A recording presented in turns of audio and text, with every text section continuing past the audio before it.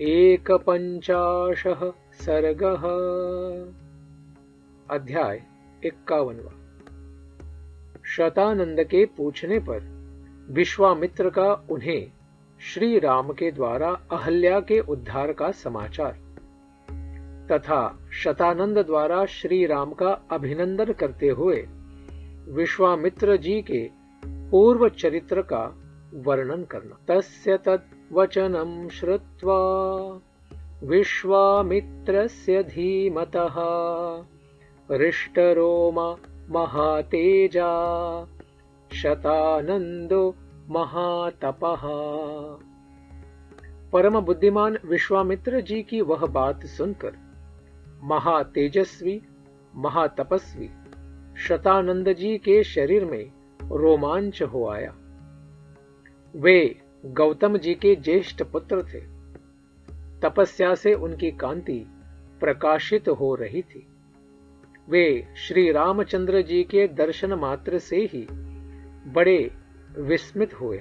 उन दोनों राजकुमारों को सुखपूर्वक बैठे देख शतानंद ने मुनि श्रेष्ठ विश्वामित्र जी से पूछा, मुनि प्रवर, मेरी यशस्विनी माता अहल्या बहुत दिनों से तपस्या कर रही थी। क्या आपने राजकुमार श्री राम को उनका दर्शन कराया है? क्या मेरी महातेजस्विनी एवं यशस्विनी माता अहल्या ने वन में होने वाले फल फूल आदि से समस्त देहधारियों के लिए पूजनीय श्री रामचंद्र जी का पूजन आदर सत्कार किया था? महातेजस्वी मुने, क्या आपने श्री राम से वह प्राचीन वृत्तांत कह सुनाया जो मेरी माता के प्रति देवराज इंद्र द्वारा किए गए छल कपट एवं दुराचार द्वारा घटित हुआ था?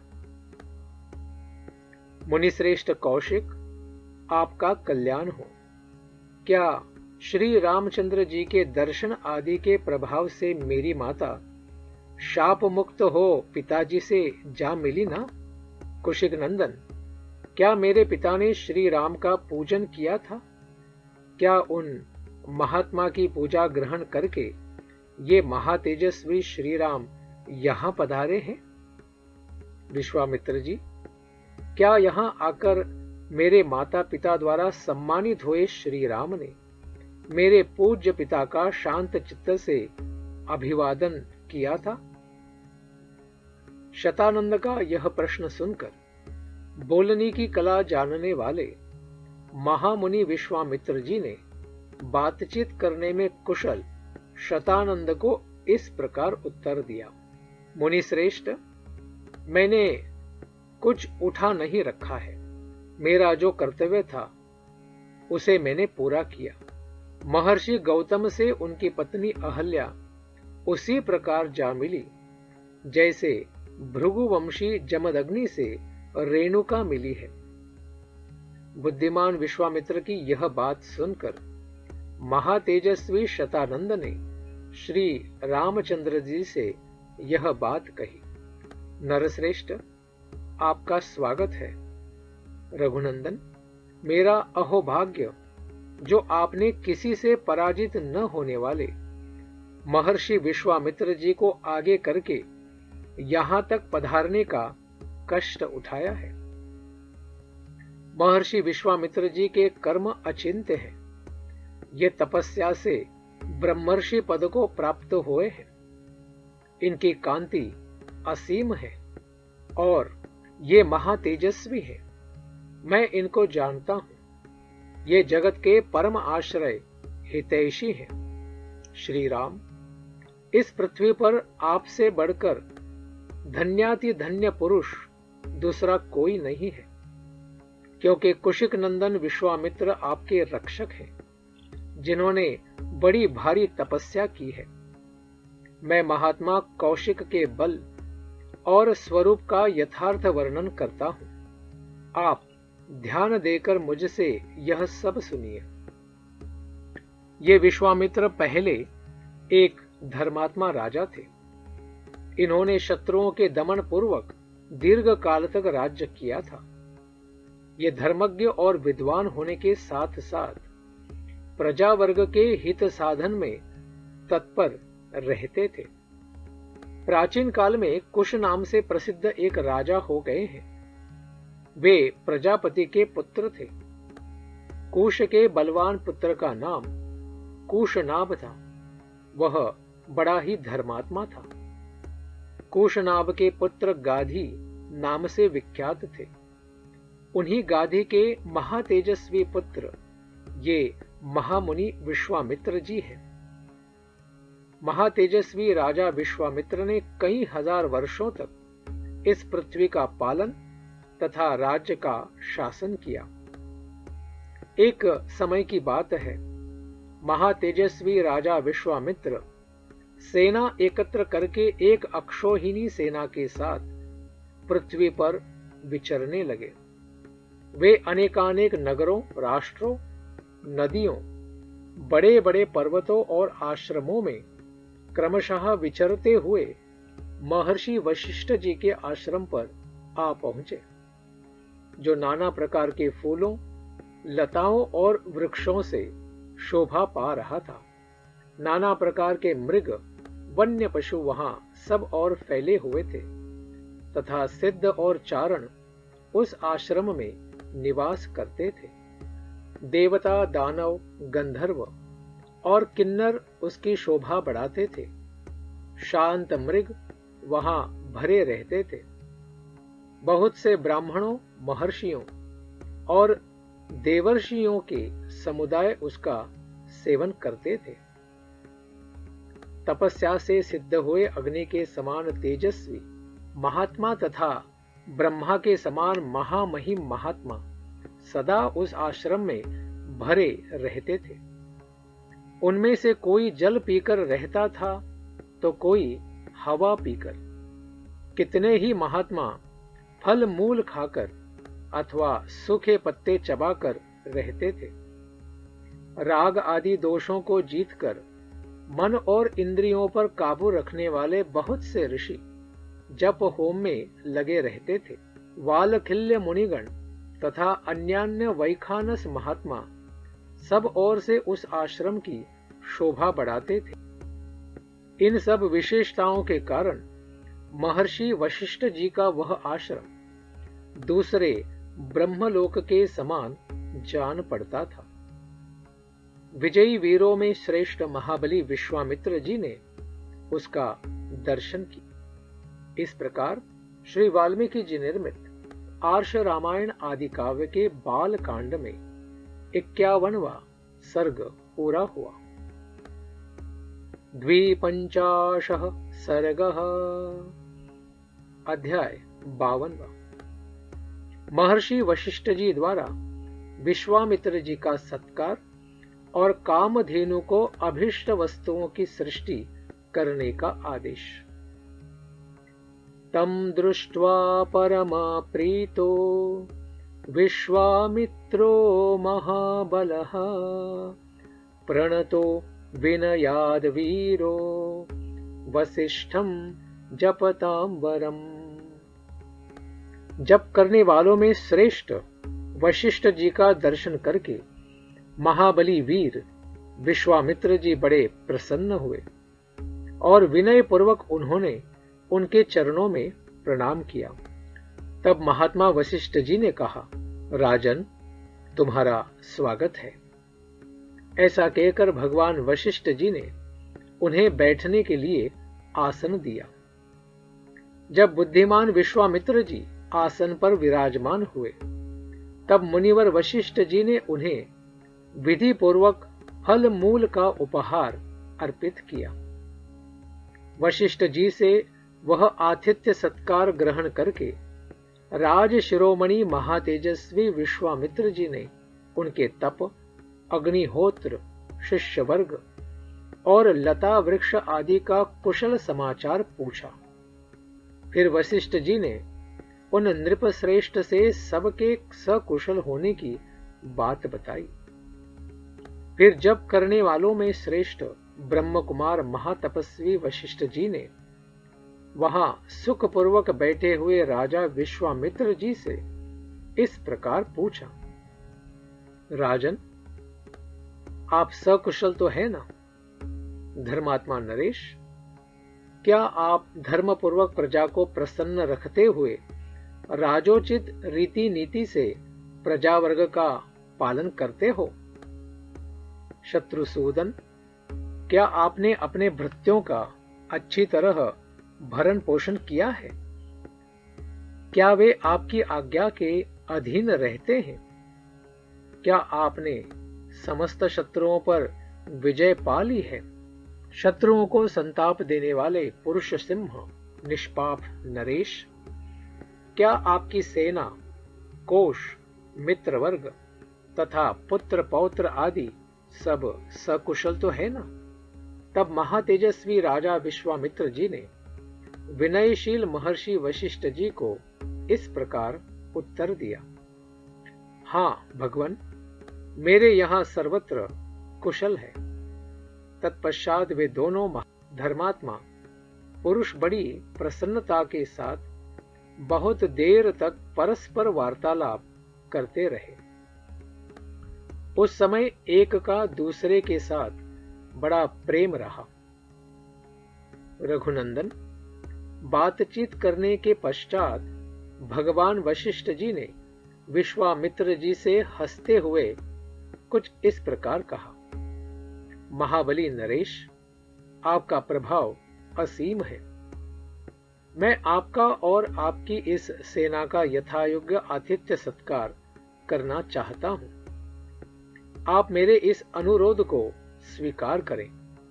राजन, आप अतिथियों में श्रेष्ठ हो, इसलिए यत्नपूर्वक आपका सत्कार करना मेरा कर्तव्य ही है। अतः मेरे द्वारा किए गए इस सत्कार को आप ग्रहण करें। वशिष्ठ के ऐसा कहने पर महाबुद्धिमान राजा विश्वामित्र जी ने कहा, मुने, आपके सत्कारपूर्ण वचनों से ही मेरा पूर्ण सत्कार हो गया। भगवन, आपके आश्रम पर जो विद्यमान है उन फल मूल, पाद्य और आचमनीय आदि वस्तुओं से मेरा भली भांति आदर सत्कार हो गया है। सबसे बढ़कर जो आपका दर्शन हुआ, इसी से मेरी पूजा हो गई।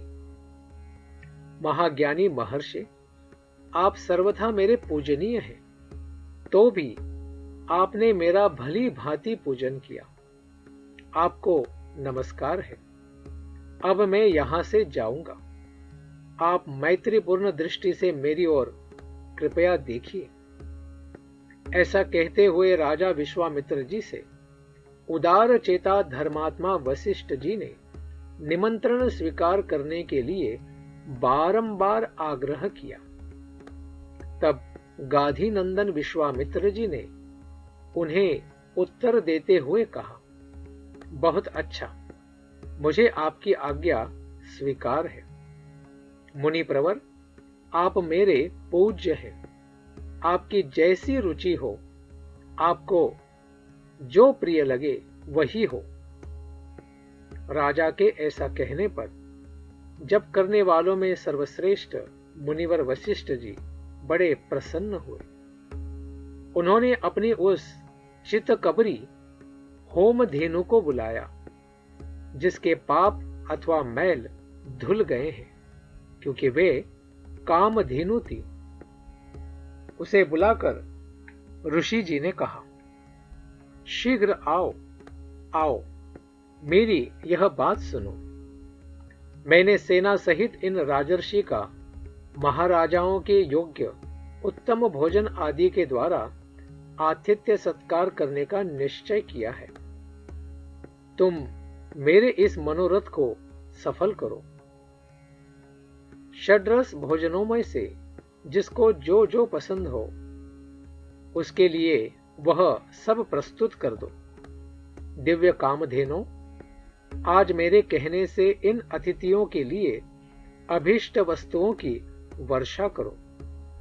शबले, सरस पदार्थ, अन्न, पान, लेह्य, चटनी आदि और चोष्य, चूसने की वस्तु से युक्त भांति भांति के अन्नों की ढेरी लगा दो, सभी आवश्यक वस्तुओं की सृष्टि कर दो, शीघ्रता करो, विलंब न होने पावे। इस प्रकार श्री वाल्मीकि जी निर्मित आर्ष रामायण आदि काव्य के बालकांड में 52वां सर्ग पूरा हुआ। 53 सर्गः। अध्याय 53।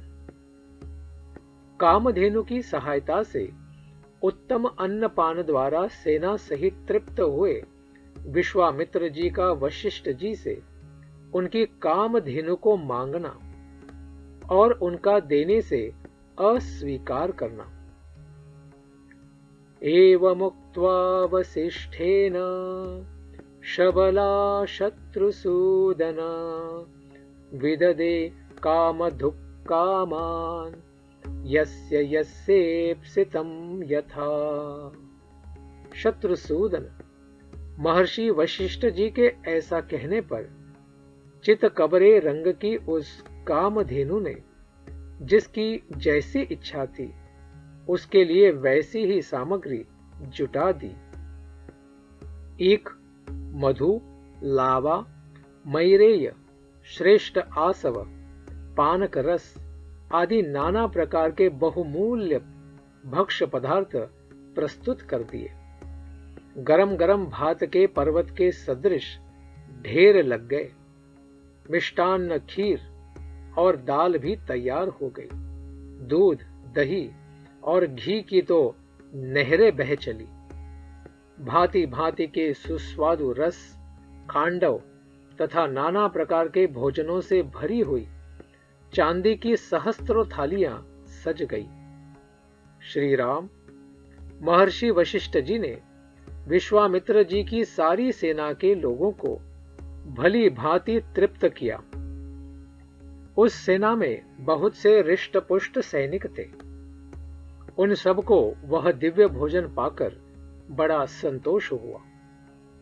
राजर्षि विश्वामित्र जी भी उस समय अंतःपुर की रानियों, ब्राह्मणों और पुरोहितों के साथ बहुत ही रिष्ट पुष्ट हो गए। अमात्य, मंत्री और भृत्यों सहित पूजित हो वे बहुत प्रसन्न हुए और वशिष्ठ जी से इस प्रकार बोले। ब्रह्मन, आप स्वयं मेरे पूजनीय हैं, तो भी आपने मेरा पूजन किया, भली भांति स्वागत सत्कार किया, बातचीत करने में कुशल महर्षि। अब मैं एक बात कहता हूं, उसे कृपा कर सुनिए। भगवान, आप मुझसे 1,00,000 गौवें लेकर यह चितकबरी गाय मुझे दे दीजिए, क्योंकि यह गौ रत्न रूप है और रत्न लेने का अधिकारी राजा होता है। ब्राह्मण, मेरे इस कथन पर ध्यान देकर मुझे यह शबला गौ दे दीजिए, क्योंकि यह धर्मतः मेरी ही वस्तु है। विश्वामित्र जी के ऐसा कहने पर धर्मात्मा मुनिवर वशिष्ठ जी राजा को उत्तर देते हुए बोले। शत्रुओं का दमन करने वाले नरेश्वर, मैं 1,00,000 या 100 करोड़ अथवा चांदी के ढेर लेकर भी बदले में इस शबला गौ को नहीं दूंगा। यह मेरे पास से अलग होने योग्य नहीं है। जैसे मनस्वी पुरुष की अक्षय कीर्ति कभी उससे अलग नहीं रह सकती, उसी प्रकार यह सदा मेरे साथ संबंध रखने वाली शबला मुझसे पृथक नहीं रह सकती। मेरा हव्य कव्य और जीवन निर्वाह इसी पर निर्भर है। मेरे अग्निहोत्र, बलि, होम, स्वाहा, वषट्कार और भांति भांति की विद्याएं इस कामधेनु के ही अधीन है। राजर्षि, मेरा यह सब कुछ इस गौ के ही अधीन है, इसमें संशय नहीं है। मैं सच कहता हूं, यह गौ ही मेरा सर्वस्व है और यही मुझे सब प्रकार से संतुष्ट करने वाली है। राजन, बहुत से ऐसे कारण हैं जिनसे बाध्य होकर मैं यह शबला गौ आपको नहीं दे सकता। वशिष्ठ जी के ऐसा कहने पर बोलने में कुशल विश्वामित्र जी अत्यंत क्रोधपूर्वक इस प्रकार बोले, मुने, मैं आपको 14,000 ऐसे हाथी दे रहा हूं जिनके कसने वाले रस्से, गले के आभूषण और अंकुश भी सोने के बने होंगे और उन सब से वे हाथी विभूषित होंगे। उत्तम व्रत का पालन करने वाले मुनीश्वर, इनके सिवा मैं 800 स्वर्णमय रथ प्रदान करूंगा जिनमें शोभा के लिए सोने के घुंघरू लगे होंगे और हर एक रथ में 4-4 सफेद रंग के घोड़े जुते हुए होंगे तथा अच्छी जाति और उत्तम देश में उत्पन्न महातेजस्वी 11,000 घोड़े भी आपकी सेवा में अर्पित करूंगा। इतना ही नहीं, नाना प्रकार के रंग वाली नई अवस्था की 1 करोड़ गौएं भी आपको दूंगा, परंतु यह शबला मुझे दे दीजिए। द्विजश्रेष्ठ, इनके अतिरिक्त भी आप जितने रत्न या स्वर्ण लेना चाहे वह सब आपको देने के लिए मैं तैयार हूं, किंतु यह चितकबरी गाय मुझे दे दीजिए। बुद्धिमान विश्वामित्र जी के ऐसा कहने पर भगवान वशिष्ठ जी बोले, राजन, मैं यह चितकबरी गाय आपको किसी तरह नहीं दूंगा। यह मेरा रत्न है, यही मेरा धन है, यही मेरा सर्वस्व है और यही मेरा जीवन भी है। राजन, मेरे दर्श, पौर्णमास, प्रचुर दक्षिणा वाले यज्ञ तथा भांति भांति के पुण्य कर्म यह गौ ही तो है। इस पर ही मेरा सब कुछ निर्भर है। नरेश्वर, मेरे साथ शुभ कर्मों का मूल यही है, इसमें संशय नहीं है। बहुत व्यर्थ बात करने से तो क्या लाभ। मैं इस कामधेनु को कदापि नहीं दूंगा। इस प्रकार श्री वाल्मीकि जी निर्मित आर्ष रामायण आदि काव्य के बालकांड में 53वां सर्ग पूरा हुआ। चतुःपञ्चाशः सर्गः। अध्याय 54। विश्वामित्र जी का वशिष्ठ जी की गौ को बलपूर्वक ले जाना। गौ का दुखी होकर वशिष्ठ जी से इसका कारण पूछना और उनकी आज्ञा से शक, यवन, पहल्लव आदि वीरों की सृष्टि करके उनके द्वारा विश्वामित्र जी की सेना का संहार करना। कामधेनुं वसिष्ठोऽपि यदा न त्यजते मुनिः तदास्य शबलां राम विश्वामित्रोऽन्वकर्षत। श्री राम, जब वशिष्ठ जी मुनि किसी तरह भी उस कामधेनु गौ को देने के लिए तैयार न हुए, तब राजा विश्वामित्र जी ने उस चितकबरे रंग की धेनु को बलपूर्वक घसीट ले चले। रघुनंदन, महामनस्वी राजा विश्वामित्र जी के द्वारा इस प्रकार ले जाती हुई वह गौ शोकाकुल हो मन ही मन में रो पड़ी और अत्यंत दुखित हो विचार करने लगी। अहो, क्या महात्मा वशिष्ठ जी ने मुझे त्याग दिया है, जो ये राजा के सिपाही मुझ दीन और अत्यंत दुखिया गौ को इस तरह बलपूर्वक लिए जा रहे हैं। पवित्र अंतःकरण वाले उन महर्षि का मैंने ऐसा क्या अपराध किया है कि वे धर्मात्मा मुझे निरपराध और अपना भक्त जानकर भी इस तरह त्याग रहे हैं। शत्रुसूदन, यह सोचकर वह गौ बारंबार लंबी सांस लेने लगी और राजा के उन सैकड़ों सेवकों को झटककर उस समय महातेजस्वी वशिष्ठ मुनि जी के पास बड़े वेग से जा पहुंची।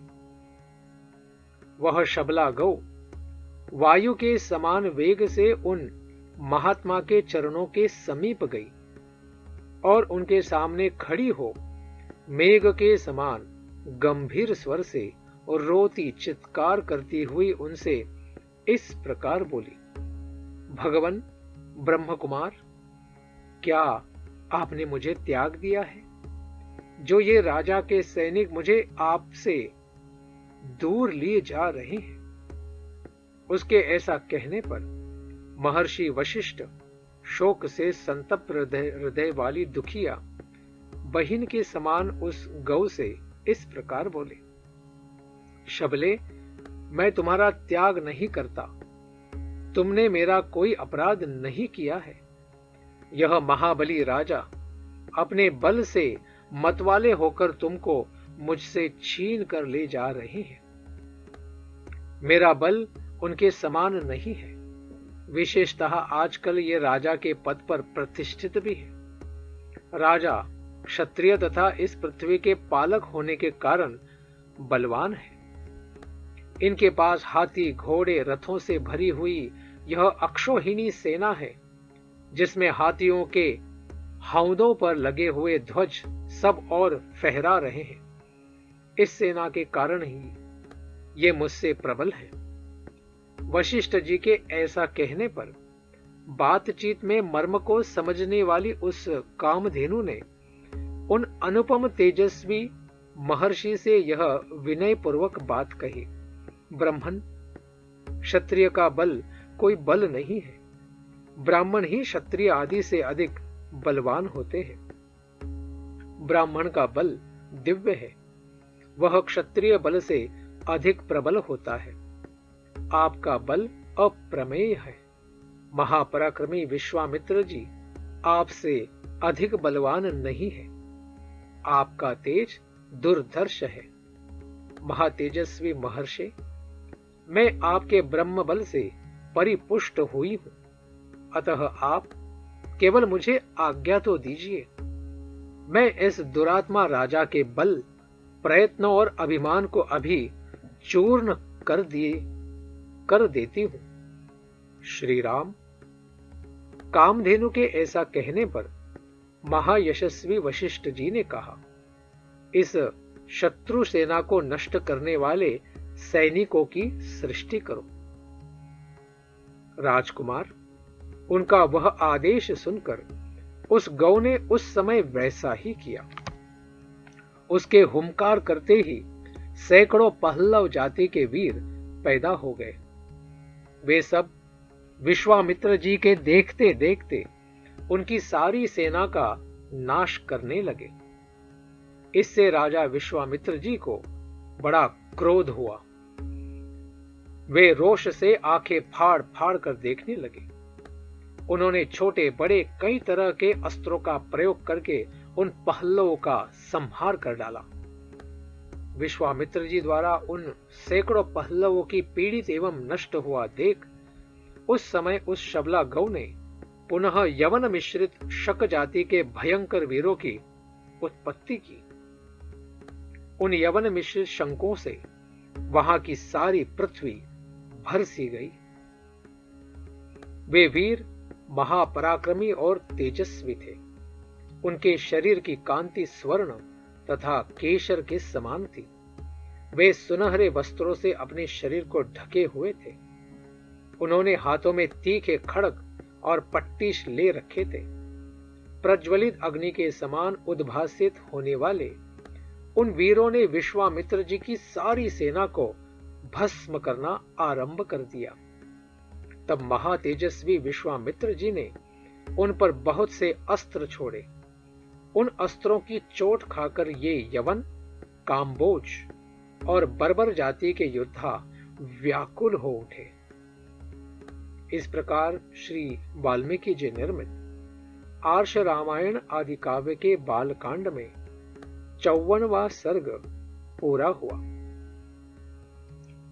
पंचपंचाशः सर्गः। अध्याय 55वां। अपने 100 पुत्रों और सारी सेना के नष्ट हो जाने पर विश्वामित्र जी का तपस्या करके महादेव जी से दिव्यास्त्र पाना तथा उनका वशिष्ठ जी के आश्रम पर प्रयोग करना एवं वशिष्ठ जी का ब्रह्मदंड लेकर उनके सामने खड़ा होना। ततस्तानाकुलान् दृष्ट्वा विश्वामित्रास्त्रमोहितान् वसिष्ठश्चोदयामास कामधुक् सृजयो गतः। विश्वामित्र जी के अस्त्रों से घायल होकर उन्हें व्याकुल हुआ देख वशिष्ठ जी ने फिर आज्ञा दी, कामधेनो, अब तुम योग बल से दूसरे सैनिकों की सृष्टि करो। तब उस गौ ने फिर हुंकार किया। उसके हुंकार से सूर्य के समान तेजस्वी काम्बोज उत्पन्न हुए। थन से शस्त्रधारी बर्बर प्रकट हुए। योनि देश से यवन और शकृत देश से गोबर के स्थान से शक उत्पन्न हुए। रोमकोपों से म्लेच्छ, हारित और किरात उत्पन्न हुए। रघुनंदन, उन सब वीरों ने पैदल, हाथी, घोड़े और रथ सहित विश्वामित्र की सारी सेना का तत्काल संहार कर डाला। महात्मा वशिष्ठ जी द्वारा अपनी सेना का संहार हुआ देख विश्वामित्र जी के 100 पुत्र अत्यंत क्रोध में भर गए और नाना प्रकार के अस्त्र शस्त्र लेकर जप करने वालों में श्रेष्ठ वशिष्ठ जी मुनि पर टूट पड़े। तब उन महर्षि ने हुंकार मात्र से उन सबको जलाकर भस्म कर डाला। योनि देश से यवन महात्मा वशिष्ठ द्वारा विश्वामित्र जी के वे सभी पुत्र 2 ही घड़ी में घोड़े, रथ और पैदल सैनिकों सहित जलाकर भस्म कर डाले गए। अपने समस्त पुत्रों तथा सारी सेना का विनाश हुआ देख महायशस्वी विश्वामित्र जी लज्जित हो बड़ी चिंता में पड़ गए। समुद्र के समान उनका सारा वेग शांत हो गया। जिसके दांत तोड़ लिए गए हों, उस सर्प के समान तथा राहुग्रस्त सूर्य की भांति वे तत्काल ही निस्तेज हो गए। पुत्र और सेना दोनों के मारे जाने से वे पंख कटे हुए पक्षी के समान दीन हो गए। उनका सारा बल और उत्साह नष्ट हो गया। वे मन ही मन बहुत खिन्न हो उठे। उनके एक ही पुत्र बचा था। उसको उन्होंने राजा के पद पर अभिषिक्त करके राज्य की रक्षा के लिए नियुक्त कर दिया और क्षत्रिय धर्म के अनुसार पृथ्वी के पालन की आज्ञा देकर वे स्वयं वन को चले गए। हिमालय के पार्श्व भाग में जो किन्नरों और नागों से सेवित प्रदेश है, वहां जाकर महादेव जी की प्रसन्नता के लिए महान तपस्या का आश्रय लेकर वे तप में ही संलग्न हो गए। कुछ काल के पश्चात वरदायक देवेश्वर भगवान वृषभ ध्वज शिवजी ने महामुनि विश्वामित्र जी को दर्शन दिया और कहा, राजन, किस लिए तप करते हो? बताओ, क्या कहना चाहते हो? मैं तुम्हें वर देने के लिए आया हूं। तुम्हें जो वर पाना हो उसे कहो। महादेव जी की ऐसा कहने पर महातपस्वी विश्वामित्र जी ने उन्हें प्रणाम करके इस प्रकार कहा, निष्पाप महादेव जी, यदि आप मुझ पर संतुष्ट हो तो अंग, उपांग, उपनिषद और रहस्य सहित धनुर्वेद मुझे प्रदान कीजिए। अनघ, देवताओं, दानवों, महर्षियों, गंधर्वों, यक्षों तथा राक्षसों के पास जो जो अस्त्र हों, वे सब आपकी कृपा से मेरे हृदय में स्फुरित हो जाएं। देवदेव, यही मेरा मनोरथ है जो मुझे प्राप्त होना चाहिए। तब एवमस्तु कहकर देवेश्वर भगवान शंकर जी वहां से चले गए। देवेश्वर महादेव जी से वे अस्त्र पाकर महाबली विश्वामित्र जी को बड़ा घमंड हो गया। वे अभिमान में भर गए। जैसे पूर्णिमा को समुद्र बढ़ने लगता है, उसी प्रकार वे पराक्रम द्वारा अपने को बहुत बढ़ा चढ़ा मानने लगे। श्री राम, उन्होंने मुनि श्रेष्ठ वशिष्ठ जी को उस समय मरा हुआ ही समझा। फिर तो वे पृथ्वीपति विश्वामित्र वशिष्ठ जी के आश्रम पर जाकर भांति भांति के अस्त्रों का प्रयोग करने लगे, जिनके तेज से वह सारा तपोवन दग्ध होने लगा। बुद्धिमान विश्वामित्र जी के उस बढ़ते हुए अस्त्र तेज को देखकर वहां रहने वाले सैकड़ों मुनि भयभीत हो संपूर्ण दिशाओं में भाग चले। वशिष्ठ जी के जो शिष्य थे, जो वहां के पशु और पक्षी थे, वे सहस्त्रों प्राणी भयभीत होकर नाना दिशाओं की ओर भागने लगे। महात्मा वशिष्ठ जी का वह आश्रम सूना हो गया। दो ही घड़ी में ऊसर भूमि के समान उस स्थान पर सन्नाटा छा गया। वशिष्ठ जी बारंबार कहने लगे, डरो मत, मैं अभी इस गादी पुत्र को नष्ट किए देता हूं, ठीक उसी तरह जैसे सूर्य कुहासे को मिटा देता है। जपने वालों में श्रेष्ठ महातेजस्वी वशिष्ठ जी का ऐसा कहकर उस समय विश्वामित्र जी से रोष पूर्वक बोले, अरे, तूने चिरकाल से पाले पोसे तथा हरे भरे किए हुए इस आश्रम को नष्ट कर दिया है, उजाड़ डाला है। इसलिए तू दुराचारी और विवेक शून्य है, और इस पाप के कारण तू कुशल से नहीं रह सकता। ऐसा कहकर वे अत्यंत क्रुद्ध हो धूम रहित कालाग्नि के समान उद्विग्न हो उठे और दूसरे यमदंड के समान भयंकर डंडा हाथ में उठाकर तुरंत उनका सामना करने के लिए तैयार हो गए। इस प्रकार श्री वाल्मीकि जी निर्मित आर्ष रामायण आदि काव्य के बालकांड में 55वां अध्याय पूरा हुआ। हरे कृष्णा कृष्ण कृष्णा हरे हरे, हरे राम राम राम हरे हरे।